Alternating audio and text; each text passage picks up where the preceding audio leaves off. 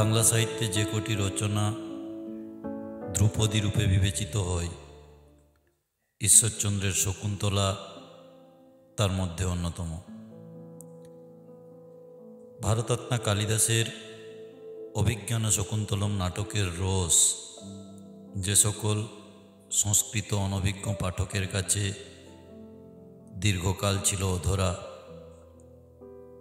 বাংলা গদ্য ভাষায় তার সারানুবাদ করে বিদ্যাসাগর সেই রসের সন্ধান দিয়ে গেছেন। বাংলা ক্লাসিক্সে আপনারা শুনছেন বিদ্যাসাগরের শকুন্তলা। আজ প্রথম পরিচ্ছেদ। অতি পূর্বকালে ভারতবর্ষে দুষ্যন্ত নামে সম্রাট ছিলেন। তিনি একদা বহুতর সৈন্য সামন্ত সমভিবেহারে মৃগয়ায় গিয়াছিলেন।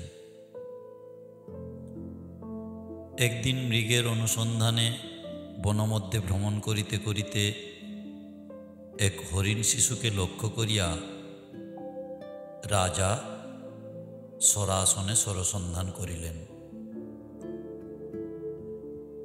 হরিণ শিশু তদীয় অভিসন্ধি বুঝিতে পারিয়া প্রাণ ভয়ে দ্রুত বেগে পলাইতে আরম্ভ করিল। রাজা রথারোহণে ছিলেন, সারথীকে আজ্ঞা দিলেন, মৃগের পশ্চাৎ রথ চালন করো।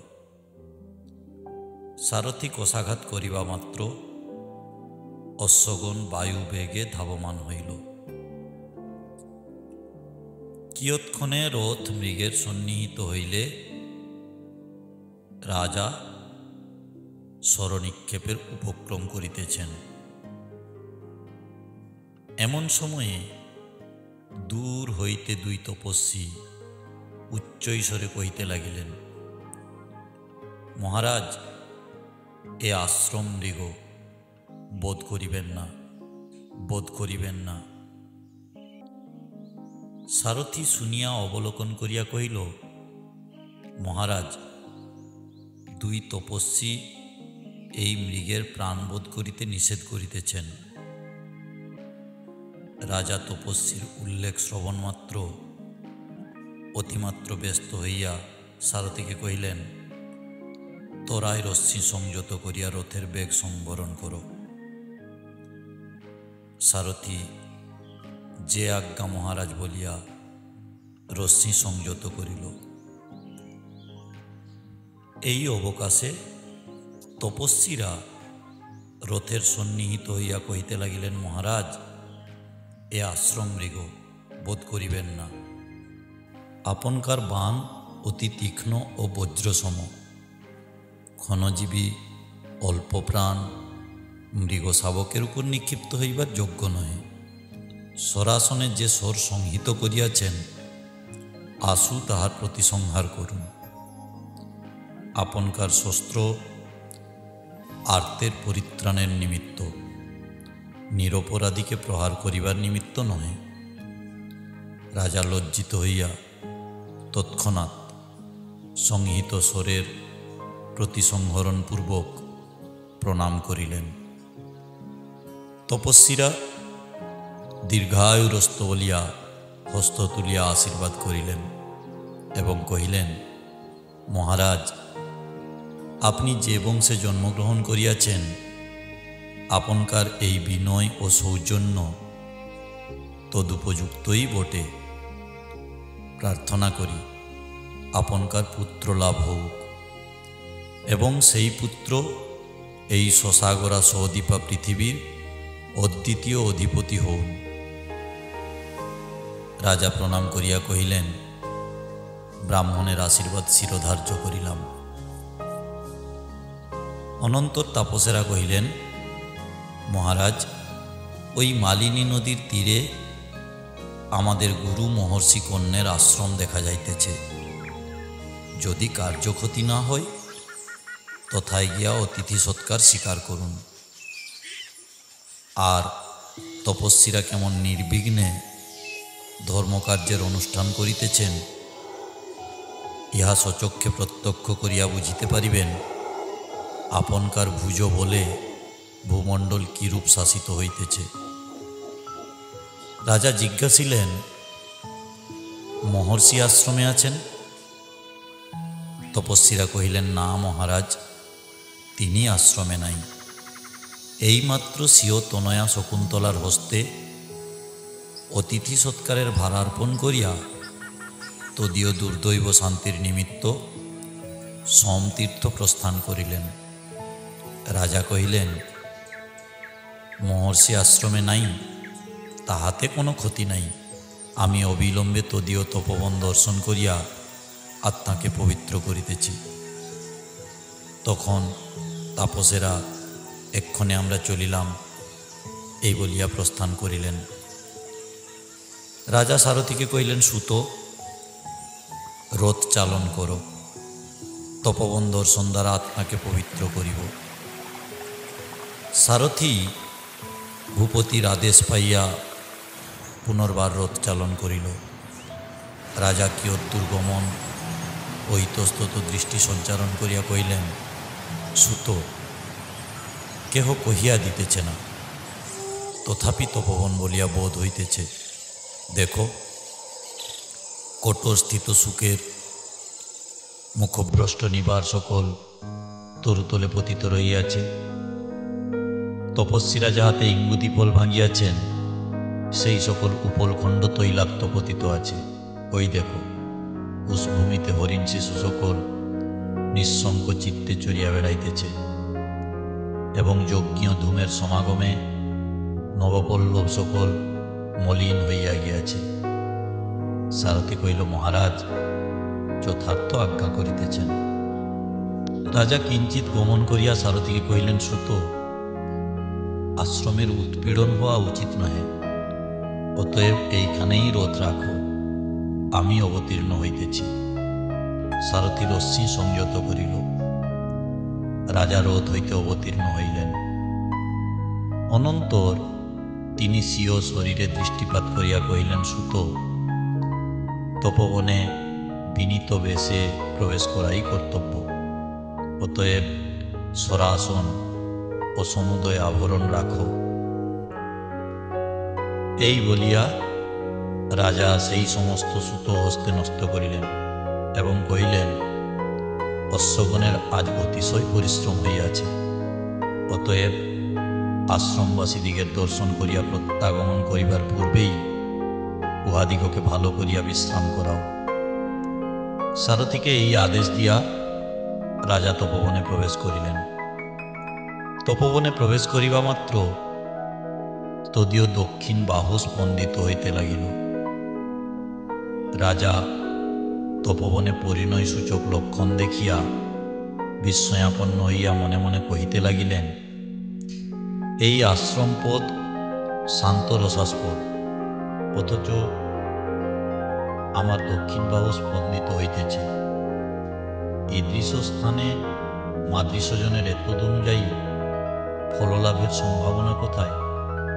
অথবা ভবিতব্যের দ্বার সর্বত্রই হইতে পারে। মনে মনে এই আন্দোলন করিতেছেন। এমন সময়ে, প্রিয় সখী, এদিকে এদিকে, এই শব্দ রাজার কর্ণকুহরে প্রবিষ্ট হইল। রাজা শ্রবণ করিয়া কহিতে লাগিলেন, বৃক্ষবাটিকার দক্ষিণাংশে যেন স্ত্রীলোকের আলাপ শোনা যাইতেছে। কি বৃত্তান্ত? অনুসন্ধান করিতে হইল। এই বলিয়া কিঞ্চিত গমন করিয়া রাজা দেখিতে পাইলেন, তিনটি অল্প বয়স্কা তপস্বী কন্যা অনতি বৃহৎ সেচন কলস কক্ষে লইয়া আলবালে জল সেচন করিতে আসিতেছেন। রাজা তাহাদের রূপের মাধুরী দর্শনে চমৎকৃত হইয়া কহিতে লাগিলেন, ইহারা আশ্রমবাসিনী, ইহারা যেরূপ, এরূপ রূপবতী রমণী আমার অন্তঃপুরেও নাই। বুঝিলাম, আজ উদ্যানলতা সৌন্দর্য গুণে বনলতার নিকট পরাজিত হইল। এই বলিয়া তরুতলে দণ্ডায়মান হইয়া রাজা অনিমেষ নয়নে তাঁদিগকে নিরীক্ষণ করিতে লাগিলেন। শকুন্তলা, অনসূয়া ও প্রিয়ঙ্বদা নামে দুই সহচরীর সহিত বৃক্ষবাটিকাতে উপস্থিত হইয়া আলবালে জলসেচন করিতে আরম্ভ করিলেন। অনসূয়া পরিহাস করিয়া শকুন্তলাকে কহিলেন, সখী শকুন্তলে, বোধ করি তাত কন্য আশ্রম পাদপদিগকে তোমার অপেক্ষা অধিক ভালোবাসেন। দেখো, তুমি নবমালিকা কুসুম কমলা, তথাপি তোমায় আলবাল জলসেচনে নিযুক্ত করিয়াছেন। শকুন্তলা ঈষৎ হাস্য করিয়া কহিলেন, সখী অনসূয়ে, কেবল পিতা আদেশ করিয়াছেন বলিয়াই জলসেচন করিতে আসিয়াছি এমন নয়, আমারও ইহাদের উপর সহোদর স্নেহ আছে। প্রিয়ঙ্বদা কহিলেন, সখী শকুন্তলে, গ্রীষ্মকালে যে সকল বৃক্ষের কুসুম হয় তাহাদের সেচন সমাপ্ত হইল। এক্ষণে যাহাদের কুসুমের সময় অতীত হইয়াছে, আইস তাহাদিগের সেচন করি। অনন্তর সকলে মিলিয়া সেই সমস্ত বৃক্ষে জলসেচন করিতে লাগিলেন। রাজা দেখিয়া শুনিয়া প্রীত চমৎকৃত হইয়া মনে মনে কহিতে লাগিলেন, এই সেই কন্যতনয়া শকুন্তলা, মহর্ষি অতি বিবেচক, এমন শরীরে কেমন করিয়া বলকল পরাইয়াছেন, অথবা যেমন প্রফুল্ল কমল শৈবাল যোগেও বিলক্ষণ শোভা পায়, যেমন পূর্ণ শশধর কলঙ্ক সম্পর্কেও সাতিশয় শোভমান হয়, সেইরূপ এই সর্বাঙ্গ সুন্দরী বলকল পরিধান করিয়াও যার পর নাই মনোহারিণী হইয়াছেন। যাহাদের আকার স্বভাব সিদ্ধ সৌন্দর্যে সুশোভিত, তাহাদের কি না অলঙ্কারের কার্য করে। শকুন্তলা জলসেচন করিতে করিতে সম্মুখে দৃষ্টিপাতপূর্বক সখীদিগকে সম্বোধন করিয়া কহিলেন, সখী, দেখো দেখো, সমীরণ ভরে সহকার তরুর নবপল্লব পরিচালিত হইতেছে। বোধ হইতেছে যেন সহকার অঙ্গুলি সংকেত দ্বারা আমায় আহ্বান করিতেছে। অতএব আমি উহার নিকটে চলিলাম। এই বলিয়া তিনি সহকার তরুতলে গিয়া দণ্ডায়মানা হইলেন। তখন প্রিয়ঙ্বদা পরিহাস করিয়া কহিলেন, সখী, ওইখানে খানিক থাকো। শকুন্তলা জিজ্ঞাসিলেন, কেন সখী? প্রিয়ঙ্বদা কহিলেন, তুমি সমীপবর্তিনী হওয়াতে যেন সহকার তরু অতি মুক্ত লতার সহিত সমাগত হইল। শকুন্তলা শুনিয়া ঈষৎ হাস্য করিয়া কহিলেন, সখী, এই জন্যেই তোমায় সকলে প্রিয়ঙ্বদা বলে। রাজা প্রিয়ঙ্বদার পরিহাস শ্রবণে সাতিশয় পরিতোষপ্রাপ্ত হইয়া মনে মনে কহিতে লাগিলেন, প্রিয়ঙ্বদা যথার্থ কহিয়াছে। কেননা শকুন্তলার অধরে নবপল্লব সভার সম্পূর্ণ আবির্ভাব, বাহুযুগল কমল বিটপের বিচিত্র সভায় বিভূষিত, আর নবযৌবন বিকশিত কুসুম রাশির ন্যায় সর্বাঙ্গ ব্যাপিয়া রহিয়াছে। অনসূয়া কহিলেন, শকুন্তলে, দেখো দেখো, তুমি যে নবমালিকার বনতোষিনী নাম রাখিয়াছ, সে স্বয়ংবরা হইয়া সহকার তরুকে আশ্রয় করিয়াছে। শকুন্তলা শুনিয়া বনতোষিনীর নিকটে গিয়া সহর্ষ মনে কহিতে লাগিলেন, সখী অনুসূয়ে, দেখো, ইহাদের উভয়েরই কেমন রমণীয় সময়ে উপস্থিত।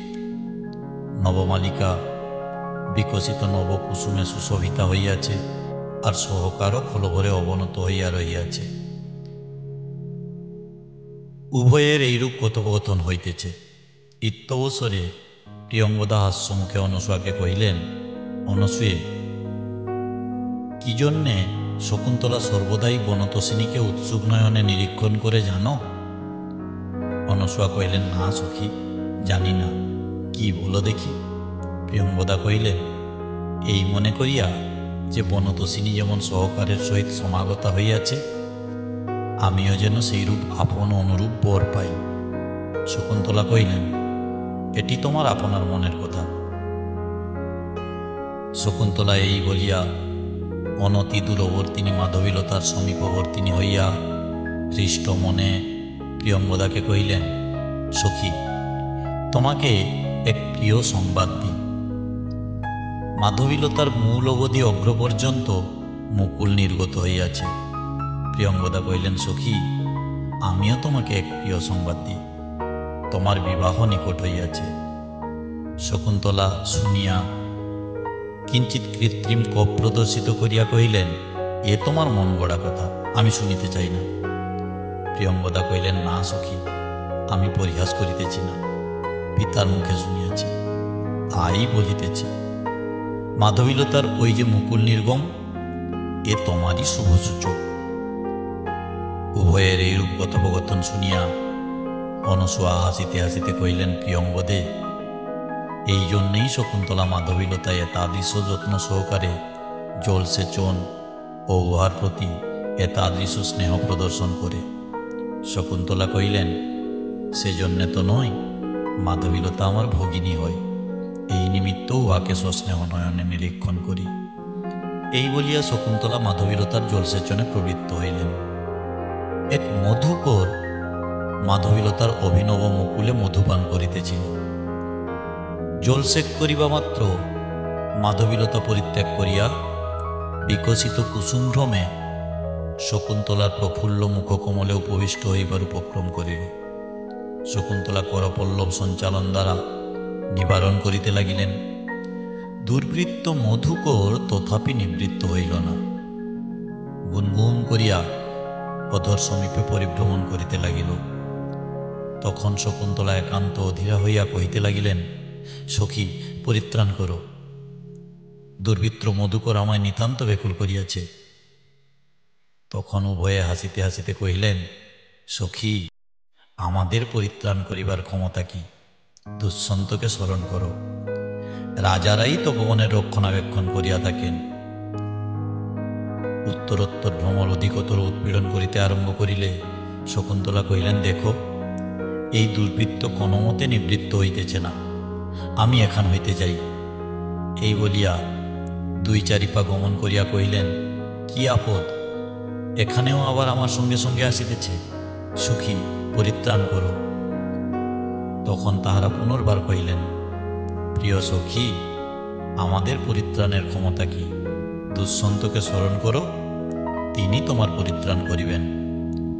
রাজা শুনিয়া মনে মনে কহিতে লাগিলেন, ইহাদের সম্মুখে উপস্থিত হইবার এই বিলক্ষণ সুযোগ ঘটিয়াছে, কিন্তু রাজা বলিয়া পরিচয় দিতে ইচ্ছা হইতেছে না, কি করি?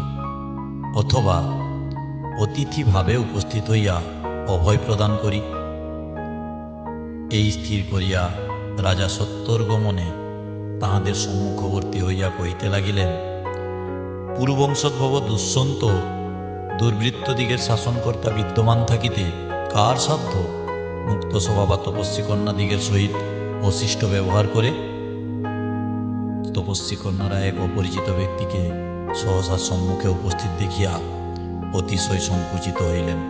কিঞ্চিত পরে অনুসূয়া কহিলেন, না মহাশয়, এমন কিছু অনিষ্ট ঘটনা হয় নাই, তবে কি জানেন, এক দুষ্ট মধুকর আমাদের প্রিয় সখী শকুন্তলাকে অতিশয় ব্যাকুল করিয়াছিল, তাহাতেই ইনি কিছু কাতর হইয়াছিলেন। রাজা ঈষৎ হাস্য করিয়া শকুন্তলাকে জিজ্ঞাসিলেন, কেমন নির্বিঘ্নে তপস্যা কার্য সম্পন্ন হইতেছে? শকুন্তলা লজ্জায় জড়ীভূতা ও নম্রমুখী হইয়া রইলেন, কোনো উত্তর দিতে পারিলেন না। অনুসূয়া শকুন্তলাকে উত্তরদানে পরাঙ্মুখী দেখিয়া রাজাকে কহিলেন, হ্যাঁ মহাশয়, নির্বিঘ্নে তপস্যা কার্য সম্পন্ন হইতেছে। এক্ষণে অতিথি বিশেষের সমাগম লাভ দ্বারা সবিশেষ সম্পন্ন হইল। প্রিয়ঙ্গদা শকুন্তলাকে সম্বোধন করিয়া কহিলেন, সখী, যাও যাও, শীঘ্র কুটির হইতে অর্ঘ্যপাত্র লইয়া আইস। জল আনিবার প্রয়োজন নাই, এই কলসে যে জল আছে তাহাতেই প্রক্ষালন ক্রিয়া সম্পন্ন হইবে। রাজা কহিলেন, না না, এত ব্যস্ত হইতে হইবেক না, মধুর সম্ভাষণ দ্বারাই আতিথ্য ক্রিয়া সম্পন্ন হইয়াছে। তখন অনুসূয়া কহিলেন, মহাশয়, তবে এই শীতল সপ্তপর্ণ বেদিতে উপবেশন করিয়া শ্রান্তি দূর করুন। রাজা কহিলেন, তোমরাও জলসেচন দ্বারা অতিশয় ক্লান্ত হইয়াছ, কিঞ্চিৎকাল বিশ্রাম করো। প্রিয়ঙ্গদা কহিলেন, সখী শকুন্তলে, অতিথির অনুরোধ রক্ষা করা উচিত, এসো আমরাও বসি। অনন্তর সকলে উপবেশন করিলেন। এই রূপে সকলে উপবিষ্ট হইলে শকুন্তলা মনে মনে কহিতে লাগিলেন, কেন এই অপরিচিত ব্যক্তিকে নয়নগোচর করিয়া আমার মনে তপবন বিরুদ্ধ ভাবের উদয় হইতেছে। এই বলিয়া তিনি তাহার নাম ধাম জাতি ব্যবসায়াদির বিষয় সবিশেষ অবগত হইবার নিমিত্ত নিতান্ত উৎসুকা হইলেন। রাজা তাপসকন্যাদিগের প্রতি দৃষ্টিপাত করিয়া কহিলেন, তোমাদের সমান রূপ, সমান বয়স, সমান ব্যবসায়, সেই নিমিত্ত তোমাদের সৌহৃদ্য সাতিশয় রমণীয় হইয়াছে। প্রিয়ঙ্গদা রাজার অগোচরে অনুসূয়াকে কহিলেন, সখী, এ ব্যক্তিকে দেখো, কেমন সৌম্যমূর্তি, কেমন গম্ভীরাকৃতি, কেমন প্রভাবশালী।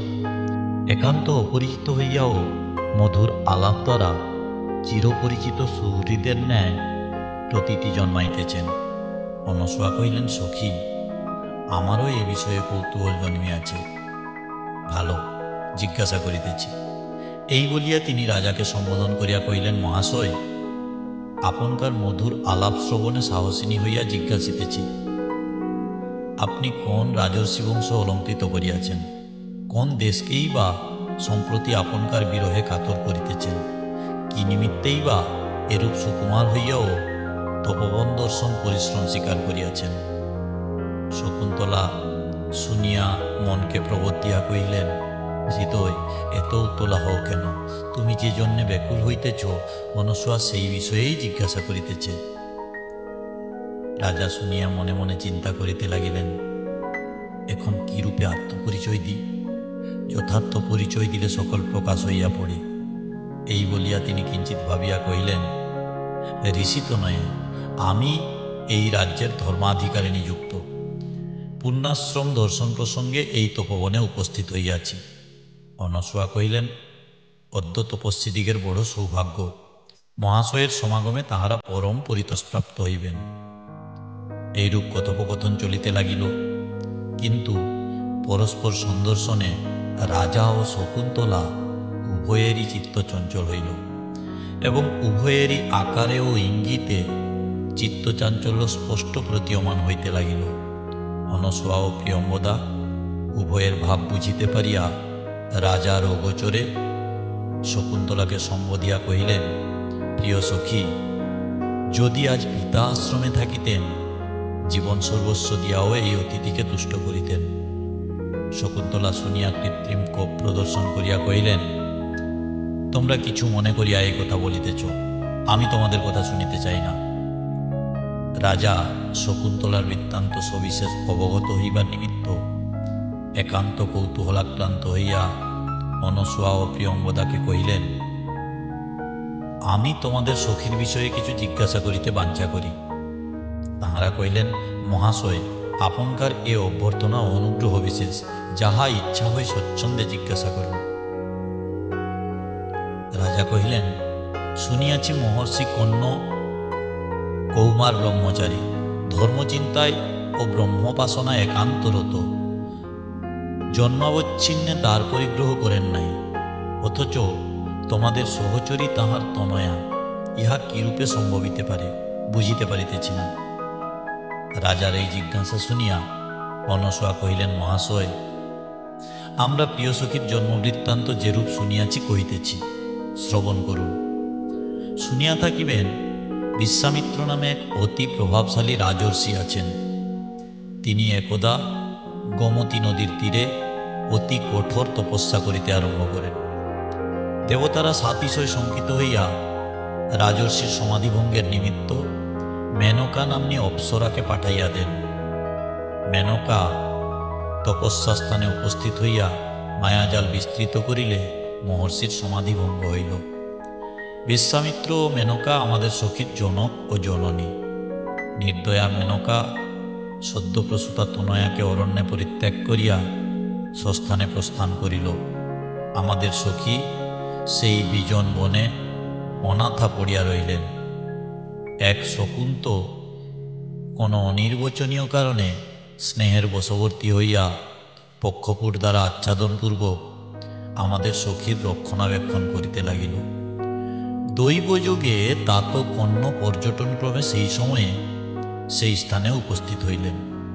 সদ্যপ্রসূতা কন্যাকে তদবস্থ পতিত দেখিয়া তাহার অন্তঃকরণে কারুণ্য রসের আবির্ভাব হইল। তিনি তৎক্ষণাৎ আশ্রমে আনিয়া স্বীয় তনয়ার ন্যায় লালন পালন করিতে আরম্ভ করিলেন এবং প্রথমে শকুন্তলা লালন করিয়াছিল, এই নিমিত্ত নাম শকুন্তলা রাখিলেন। রাজা শকুন্তলার জন্মবৃত্তান্ত অবগত হইয়া কহিলেন, হাঁ, সম্ভব বটে, নতুবা মানবিত্বে কি এরূপ অলৌকিক রূপ লাবণ্য সম্ভবিতে পারে? ভূতল হইতে কখনো জ্যোতির্ময় বিদ্যুতের উৎপত্তি হয় না। শকুন্তলা লজ্জায় নম্রমুখী হইয়া রইলেন। প্রিয়ঙ্গদা হাস্যমুখে শকুন্তলার দিকে দৃষ্টিপাত করিয়া রাজাকে সঙ্গ দিয়া কহিলেন, মহাশয়ের আকার ইঙ্গিত দর্শনে বোধ হইতেছে যেন আরও কিছু জিজ্ঞাসা করিবেন। শকুন্তলা রাজার অগোচরে প্রিয়ঙ্গদাকে লক্ষ্য করিয়া ভ্রুভঙ্গি ও অঙ্গুলি সঞ্চালন দ্বারা তর্জন করিতে লাগিলেন। রাজা কহিলেন, বিলক্ষণ অনুভব করিয়াছ, তোমাদের সখীর বিষয়ে আমার আরও কিছু জিজ্ঞাস্য আছে। প্রিয়ঙ্গদা কহিলেন, আপনি সংকুচিত হইতেছেন কেন? যাহা ইচ্ছা হয় স্বচ্ছন্দে জিজ্ঞাসা করুন। রাজা কহিলেন, আমার জিজ্ঞাস্য এই, তোমাদের সখী যাবৎ বিবাহ না হইতেছে তাবৎ পর্যন্ত মাত্র তাপসব্রত অবলম্বন করিয়া চলিবেন, অথবা যাবজ্জীবন হরিণীগণ সহবাসে কালহরণ করিবেন? প্রিয়ঙ্গদা কহিলেন, তা তো কন্য সংকল্প করিয়া রাখিয়াছেন, অনুরূপ পাত্র না পাইলে শকুন্তলার বিবাহ দিবেন না। রাজা শুনিয়া নিরতিশয় হর্ষিত হইয়া মনে মনে কহিতে লাগিলেন, তবে আমার শকুন্তলা লাভ নিতান্ত অসম্ভাবনীয় নহে। হৃদয় আশ্বাসিত হোক, এক্ষণে সংশয়ের নিরাকরণ হইয়াছে। এই সুখস্পর্শ শীতল রত্ন, ইহাকে প্রদীপ্ত অগ্নি ভাবিয়া আর শঙ্কিত হইবার আবশ্যকতা নাই। শকুন্তলা কৃত্রিম কোপ প্রদর্শন করিয়া কহিলেন, অনসূয়ে, আমি চলিলাম, আর আমি এখানে থাকিব না। অনসূয়া কহিলেন, সখী, কি নিমিত্তে? শকুন্তলা বলিলেন, দেখো, প্রিয়ঙ্গদা যা মুখে আসিতেছে তাই বলিতেছে, আমি আর যা গৌতমীর নিকট গিয়া এই সকল কথা বলিব। অনসূয়া কহিলেন, সখী, অভ্যাগত মহাশয়ের এ পর্যন্ত পরিচর্যা করা হয় নাই, বিশেষত আজ তোমার উপর অতিথি পরিচর্যার ভার আছে, অতএব ইহারে পরিত্যাগ করিয়া তোমার চলিয়া যাওয়া উচিত নহে। শকুন্তলা কিছু না বলিয়া চলিয়া যাইতে লাগিলেন। তখন প্রিয়ঙ্গদা শকুন্তলাকে আটকাইয়া কহিলেন, সখী, তুমি যাইতে পাইবে না, আমার এক কলসি জল ধার, আগে শোধ দাও, তবে যাইতে দিব। শকুন্তলা কিঞ্চিত কুপিত হইয়া ঋণ পরিশোধের নিমিত্ত কলসি লইয়া জল আনিতে উদ্যত হইলেন। তখন রাজা প্রিয়ঙ্গদাকে কহিলেন, তাপসকন্যে, তোমার সখী বৃক্ষসেচন দ্বারা অতিশয় ক্লান্ত হইয়াছেন, আর উহাকে পল্লল হইতে জল আনাইয়া অধিকতর ক্লান্ত করা উচিত হয় না। আমি তোমার সখীকে ঋণমুক্ত করিতেছি। এই বলিয়া রাজা স্বীয় অঙ্গুলি হইতে অঙ্গুরীয় উন্মোচিত করিয়া জলকলসের মূল্যস্বরূপ প্রিয়ঙ্গদার হস্তে অর্পণ করিলেন। অনসূয়া ও প্রিয়ঙ্গদা অঙ্গুরীয় রাজকীয় নামাক্ষরে অঙ্কিত দেখিয়া চকিত হইয়া পরস্পর মুখ নিরীক্ষণ করিতে লাগিলেন। অঙ্গুরীয়ে দুষ্যন্ত নাম মুদ্রিত আছে। অর্পণ সময়ে রাজার তাহা মনে ছিল না। এক্ষণে তিনি আত্মপ্রকাশের সম্ভাবনা দর্শনে সাবধান হইয়া কহিলেন, রাজকীয় নামাক্ষর দেখিয়া তোমরা অন্যথা ভাবিও না, আমি রাজপুরুষ। রাজা আমায় প্রসাদ চিহ্ন স্বরূপ এই স্বনামাঙ্কিত অঙ্গুরীয় পুরস্কার দিয়াছেন। প্রিয়ঙ্গদা রাজার ছল বুঝিতে পারিয়া সহাস্য বদনে কহিলেন, মহাশয়, তবে এই অঙ্গুরীয় অঙ্গুলি বিযুক্ত করা কর্তব্য নহে। আপনকার কথাতেই ইনি ঋণে মুক্ত হইলেন। পরে ঈষৎ হাসিয়া শকুন্তলার দিকে চাইয়া কহিলেন, সখী শকুন্তলে, এই মহাশয় অথবা মহারাজ তোমায় ঋণে মুক্ত করিলেন, এক্ষণে ইচ্ছা হয়ে যাও। শকুন্তলা মনে মনে কহিতে লাগিলেন, এ ব্যক্তিকে পরিত্যাগ করিয়া যাওয়া আর আমার সাধ্য নহে। অনন্তর প্রিয়ঙ্গদাকে কহিলেন, আমি যাই না যাই এ তোমার কি? রাজা শকুন্তলার দিকে দৃষ্টিপাত করিয়া মনে মনে কহিতে লাগিলেন, আমি ইহার প্রতি যেরূপ, এ আমার প্রতি সেরূপ কিনা বুঝিতে পারিতেছি না। অথবা আর সন্দেহের বিষয় কি, আমার সহিত কথা কহিতেছে না, অথচ আমি কথা কহিতে আরম্ভ করিলে অনন্য চিত্ত হইয়া স্থির কর্ণে শ্রবণ করিতেছে। নয়নে নয়নে সঙ্গতি হইলে তৎক্ষণাৎ মুখ ফিরাইয়া লইতেছে, অথচ অন্যদিকেও অধিকক্ষণ চাইয়া থাকিতেছে না। অন্তঃকরণে অনুরাগ সঞ্চার না হইলে কামিনীদিগের কদাচ এরূপ ভাব হয় না। রাজা ও তাপসকন্যাদিগের এইরূপ আলাপ চলিতেছে। এমন সময়ে সহসা অনতি দূরে অতি মহান কোলাহল উত্থিত হইল, এবং কেহ কেহ কহিতে লাগিল, হে তপস্বীগণ, মৃগয়া বিহারী রাজা দুষ্যন্ত সৈন্য সামন্ত সমভিবেহারে তপবন সমীপে উপস্থিত হইয়াছেন। তোমরা আশ্রমস্থিত প্রাণীসমূহের রক্ষণার্থে সত্বর ও যত্নবান হও। বিশেষত এক আরণ্য হস্তি রাজার রথদর্শনে নিরতিশয় চকিত হইয়া তপস্যার মূর্তিমান বিঘ্নস্বরূপ ধর্মারণ্যে প্রবেশ করিতেছে। তাপসকন্যারা শুনিয়া সাতিশয় শঙ্কাকুল হইলেন। রাজা বিরক্ত হইয়া মনে মনে কহিতে লাগিলেন, কি আপদ! অনুযায়ী লোকেরা আমার অন্বেষণে আসিয়া তপবনের পীড়া জন্মাইতেছে। যাহা হোক, এক্ষণে সত্তর নিবারণ করা আবশ্যক। অনসূয়া ও প্রিয়ঙ্গদা কহিলেন, মহারাজ, আরণ্যগজের উল্লেখ শুনিয়া আমরা অতিশয় শঙ্কিত হইয়াছি, অনুমতি করুন, কুটিরে যাই। রাজা ব্যস্ত হইয়া কহিলেন, তোমরা কুটিরে যাও, আমিও তপবনের পীড়া পরিহারের নিমিত্ত চলিলাম। অনসূয়া ও প্রিয়ঙ্গদা প্রস্থানকালে কহিলেন, মহারাজ, যেন পুনরায় আমরা আপনকার দর্শন পাই। সমুচিত অতিথি সৎকার করা হয় নাই, এজন্য আমরা অতিশয় লজ্জিত হইতেছি। রাজা কহিলেন, না না, তোমাদের দর্শনেই আমার যথেষ্ট সৎকার লাভ হইয়াছে। অনন্তর সকলে প্রস্থান করিলেন। শকুন্তলা দুই চারি পা চলিয়া ছোল করিয়া কহিলেন, অনসূয়ে, কুশাগ্র দ্বারা পদতল ক্ষত হইয়াছে, এজন্য আমি শীঘ্র চলিতে পারিতেছি না, আর আমার বলকল পূর্বক শাখায় লাগিয়া গিয়াছে। কিঞ্চিত অপেক্ষা করো, ছাড়াইয়া লই। এই বলিয়া বলকল মোচন চলে বিলম্ব করিয়া শকুন্তলা সতৃষ্ণ নয়নে রাজাকে নিরীক্ষণ করিতে লাগিলেন। রাজাও মনে মনে কহিতে লাগিলেন, শকুন্তলাকে দেখিয়া আর আমার নগর গমনে তাদৃশ অনুরাগ নাই। অতএব তপবনের অনতি দূরে শিবির সন্নিবেশিত করি। কি আশ্চর্য! আমি কোনোমতেই আমার চঞ্চল চিত্তকে শকুন্তলা হইতে নিবৃত্ত করিতে পারিতেছি না।